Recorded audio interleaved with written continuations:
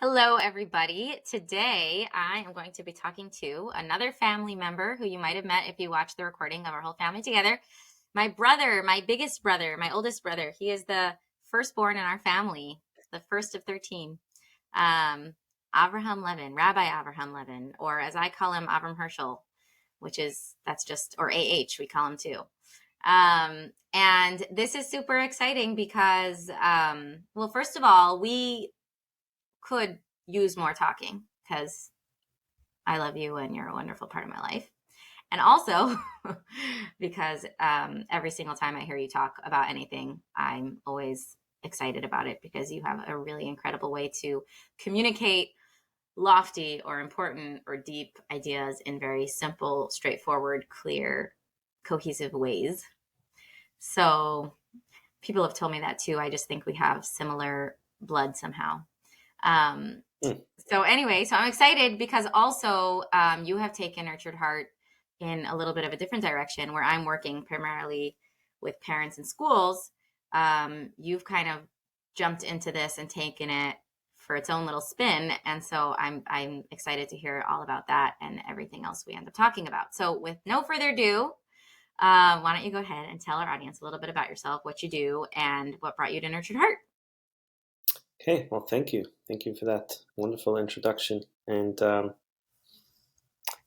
it's just beautiful how we grew up together, and we grow up. We're, I guess you could say, taken care of, and then as we go out into the world, we continue. We take care of others. We're there for each other. We're there for others. So it's just a beautiful thing.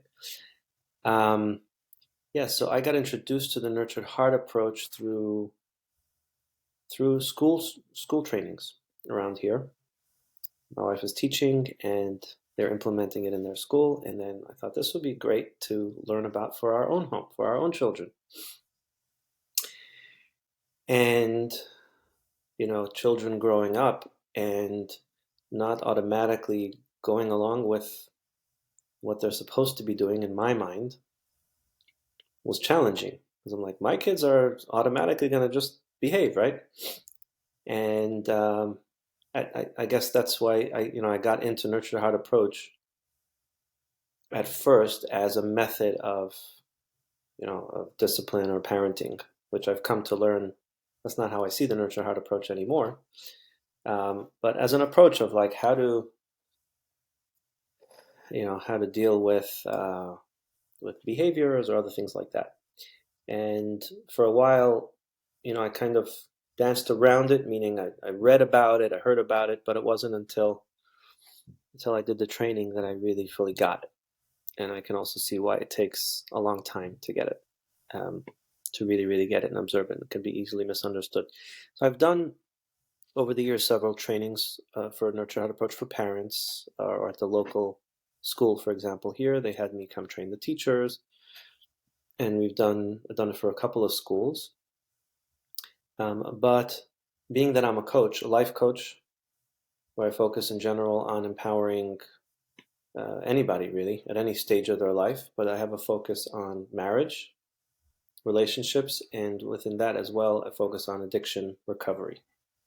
So I'm working with addicts, married or not, but there's also a specific niche, I guess you could say, of addictions that lead to betrayals and therefore cause damage, I guess you could say, in the relationship. So healing a relationship after a betrayal is a specialty that I'm trained in and that I work in.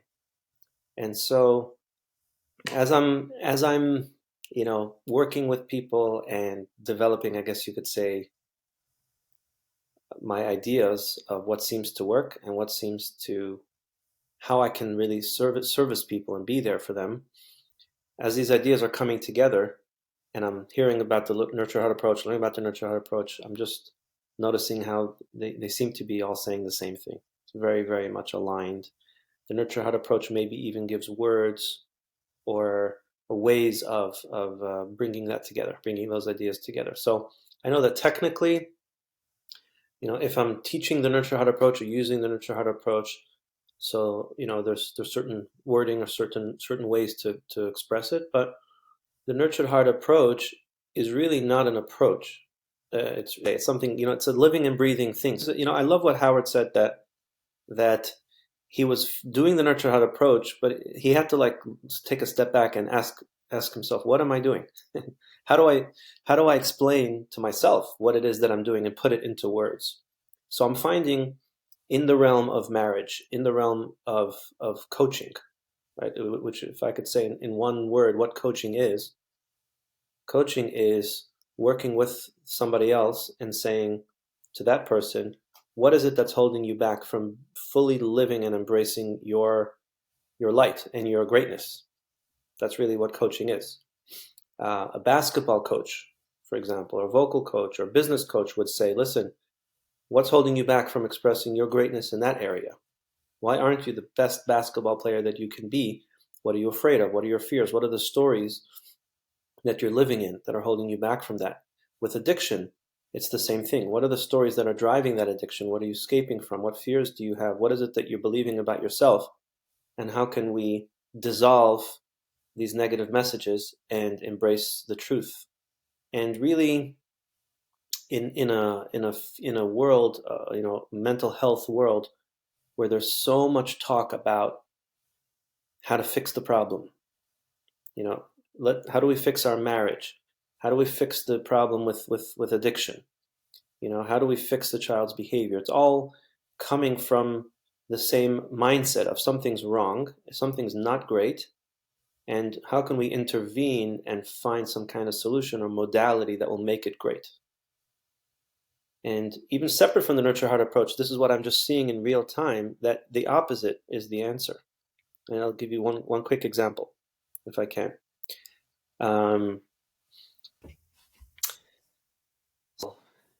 Just the other day, I was working with, talking to a client, and I noticed that, this client is paying me a certain amount of money for the time, and there's a certain amount of time, and he has a certain amount of topics, questions that he needs answers for. And, in the work that I do, there's different kinds of things. There's something called consulting, and there's something called coaching, and they're not the same. So consulting is, you have a question about something and you speak to a professional and they give advice.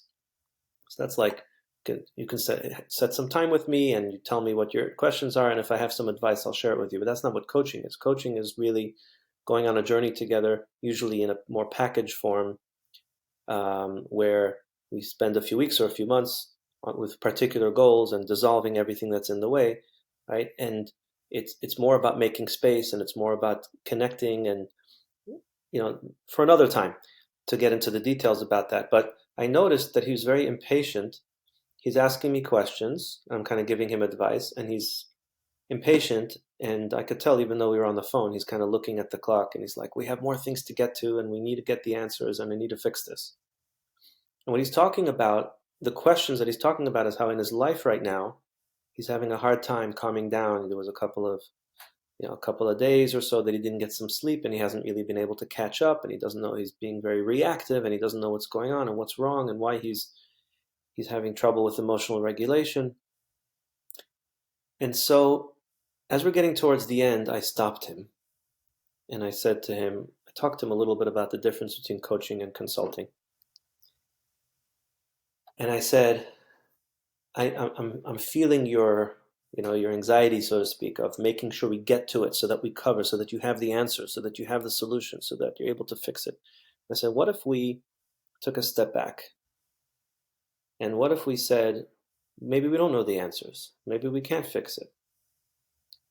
But, to make a long story short, I encouraged him, I invited him to just take a deep breath and to just experience, maybe I'm okay right now before I fix it and before I change it. And as he started to breathe, he says, oh my gosh, this is the problem. He says, I haven't breathed since that time. I've been rushing and looking and searching for how to fix it and how to make it better. And he says, after just a few seconds of breathing, he's like, I feel back to myself now. This is exactly what I needed. And then after we were done, he sent me a message saying, I just want to thank you again. He said, this is the most amazing session. So I was almost afraid to do that, because I was kind of buying into the coachee kind of client relationship where he's paying me and I have to give him value for his time. So I have to make sure we get to all his questions.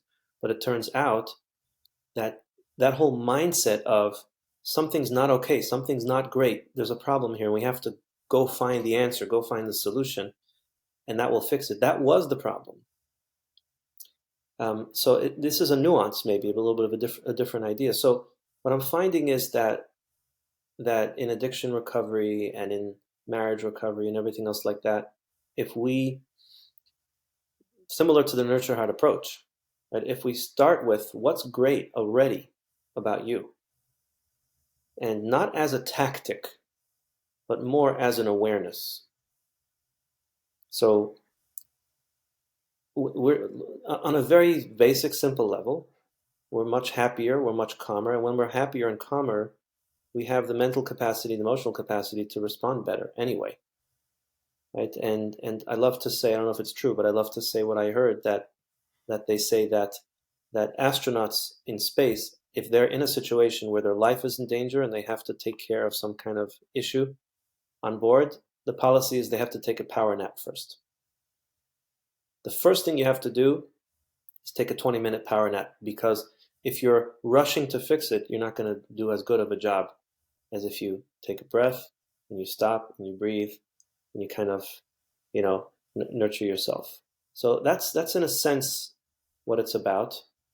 And I even have a book in mind to write based on these ideas. And I guess we can put it out there. But the name that I have in mind is "You Make Sense," and the tagline will be "How Seeing What's Right with You Motivates Success." Mm. And in other words, I don't love the word success, but maybe greatness. But the point is to directly respond to those who believe that seeing what's right with you is very dangerous. It's enabling. If you don't respond from a place of fear and control towards an addict, if you don't take an addict and shake them up and tell them, "Hey, listen, you got to shape up. Your life's in shambles. You're a problem. Your action is a problem." If you don't take that approach, you're enabling that behavior. Tell me more for somebody who hasn't heard this concept before. What does that mean, enabling? Tell me in other English.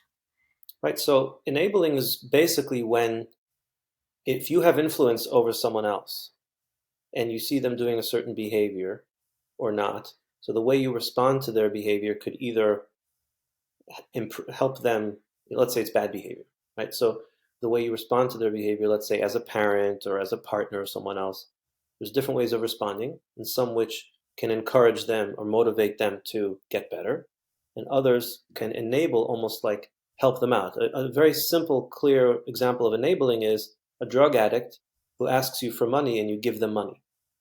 So you're enabling their addiction by giving them the money. So some people would argue that that if you see someone behaving wrongly and you smile at them or you act nice to them, you're basically giving them the message that it's okay to do that. It's okay to behave badly, and they're going to keep doing it. The best way to motivate change is to put your foot down and to say that's not okay, and to even withhold love, or to have tough love, or give them a kick in the pants. And so that's why my tagline is "How Seeing What's Right with You Motivates Success," because I'm directly addressing that fear, and I'm saying it's actually the opposite. In the world we live in today, and I have some theories about why that is, different than it used to be in the past, but in the world we live in today, fear does not motivate. Fear shuts down. But validation and seeing what's right with you brings us and brings a child and an individual into a headspace, into a mind space, into a way of thinking and being that actually is more motivating and gets you the results that you want. It makes me think about how I phrase when I teach baby steps, the idea of baby steps and nurtured heart. The idea of baby steps, it's just the name for the one of the intentions in nurtured heart of how to help us find more greatness, is that meeting someone where they are in the reality that they are, and from that place where greatness is relative and based on who they are, where they're at, what's going right and where they're moving forward, like a baby. And always the way that I say this when I'm doing my courses is I'm like, if a baby's taking that one first wobbly step and then they fall down, you know, so imagine how ironic or crazy it would be for somebody to be like, stop, don't clap, don't smile, don't encourage the baby. We don't want the baby to think that it's okay to take a step and then fall. You're not doing the baby a service if you give the baby the false impression that they've accomplished that they've reached the expectation that I mean, we need them to be walking from one side of the room to the other side of the room without wobbling, without falling, without for that to be anything that's going to support them in their life. So if you care about the baby, don't clap until they've actually taken steps that are socially appropriate. Like don't make them think that this is enough. And how counterintuitive that is and crazy when it comes to a baby who it's obviously completely appropriate and amazing for this baby who was not even tummy crawling a few months ago to be holding themselves up in balance for 2 whole split seconds. And even moving 1 foot forward. It's crazy. How did this even happen? Such a miracle. We're so excited. And to be able to really accept where someone is, because this is what I hear you saying, like with the addict, there has to be a big level of acceptance that this is what is, and what is makes sense. And that's what you said the name is. But, it makes sense that they are where they are, and it's not their fault. And there isn't a blame game here. And there isn't a shame that no. Really? They have this addiction, and really they are doing things that are harmful to themselves and others. Really. And that's hard, and that's whatever. But look at them coming for coaching. Look at them asking about recovery. Look at them because what do we want? Do we want them to not be who they are and not have the past that they have and not have gotten into the traps they've gotten into and not be connected to what they're connected with? That's already happened. So yeah, we need to grieve. There's the grieving process. But staying in denial about the facts isn't going to help us move forward. Whereas accepting this is a baby who doesn't know how to walk. And so taking that one first step is actually just what is needed. And celebrating that is the way. So it sounds like you're allowing your clients to be exactly where they are. And for that to be enough first. And to say, no, you're here. This is where you're supposed to be. And now that you're here where you're supposed to be, let's look at where you're even making progress. Mm-hmm. Exactly. I mean, there's something deep in what you said, which goes to the question of what is our role, whether it's a parent or a friend or a spouse, because deep within, yes, with a baby maybe is one situation, but as someone gets older, one of the questions that I often ask parents or spouses or whatever it is about, what you said, we don't want the person to think that it's okay. So here's my question. Do they think it's okay? Meaning, are we really at a stage where you really need to teach them that information? It could be. There are kids who actually don't know that it's such and such a thing is dangerous. And there are ways to teach them that information, sometimes by letting them experience it or whatever it is. But oftentimes, we're talking about someone who you think they don't know. They do know. So the danger of, quote unquote, not intervening and kind of not beating them up about it and making it seem like you love and accept them despite this behavior is somehow going to enable, meaning it's going to convince them that it's okay what they're doing. Unless we're dealing with someone who's very, very ill mentally, they already know that. They're already beating themselves up about it. They're already experiencing the consequences of what they're doing. So if we don't need to teach them information, then what is your role? What is your role there? Now, I want to be clear at the same time what we're not saying. We're not saying that you make sense means that your behavior is good, that your behavior is healthy and is okay. Your behavior is not okay, but it makes sense that you would engage in non-okay behavior. And when it makes sense that you're engaging in non-okay behavior, that actually opens you up, frees you up to be able to change that behavior.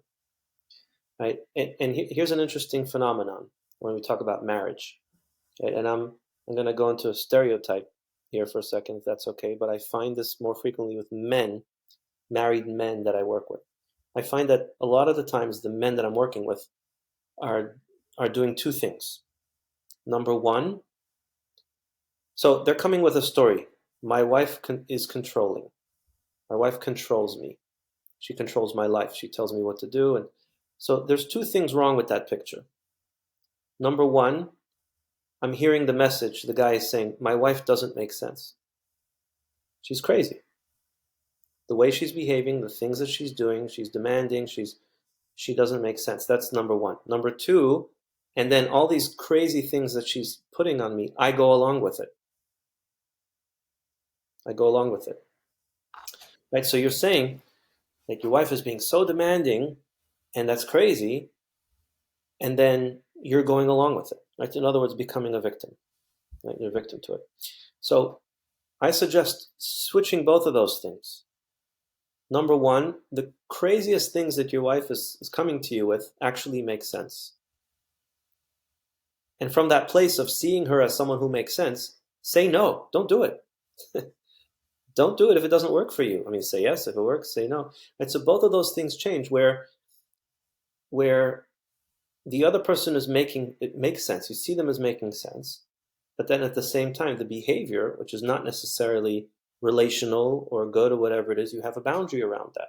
And what ends up happening is the fear is, if I somehow validate my spouse and say that I understand where this behavior is coming from and it makes sense, if I validate that, I'm basically saying I'm okay with it. But the funny thing is, what happens is the more it makes sense, the less okay with it I'm going to be. In fact, it becomes safer and safer to not be okay with it because it doesn't threaten the relationship. I'm like, you make perfect sense, and I'm not okay with this behavior. Those two things actually come together.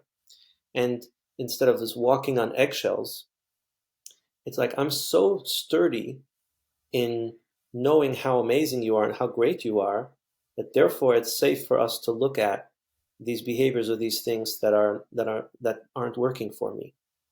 That's what ends up happening. And it's the same thing with addiction, with an addict.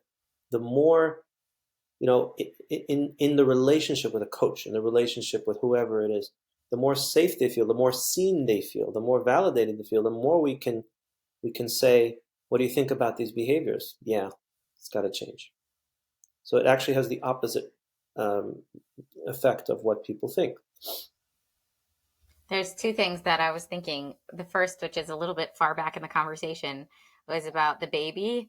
And I was just thinking about the irony of it because you were saying about like with older people, but it's the same. Why is the baby trying to walk? If the baby thought crawling was enough, then they would just keep crawling. The fact that they're getting up to take that step tells you that they know that crawling isn't the ultimate and they're trying something new. Like if an addict or a kid with a behavior or a spouse with a behavior, like if they were like, didn't see anything wrong with it at all, there wouldn't be a conversation happening. There wouldn't be a defensiveness. There wouldn't be a fire around it. It would just be like, what are you talking about? This is cool. Like, this is my life. This is actually what I do. These are my values. This is what I stand for. Don't be married to me if you don't like this. This is what I do. Like, I'm proud of it, That like defensiveness or secrecy or hiding or relapsing or all this stuff is all the tension around it that shows that they're trying to be different and they're falling, but they're trying, but they're falling. What does it mean to fall? It means that you wanted to walk, It means that if you were fine down, you would never try to get up. And it's just that the irony of seeing the baby as not someone who's falling, as someone who's walking, right, is so empowering to the baby because we're seeing them for their effort and we're seeing them for their choices and we're seeing them for their success and motivation and greatness, where there's room for them to continue trying, and they're not going to be knocked down just because they don't get it right, and they're not going to be not because they're not going to get it right away, and they might not ever get it perfectly right, but they're trying, and that's not okay if they already have to be walking across the room perfectly.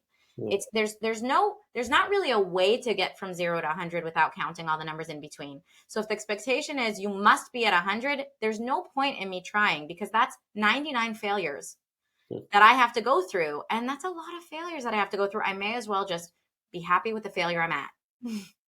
So what if it's Yeah. 0? And so what if it doesn't align with who I am? I don't want to go through 99 push downs.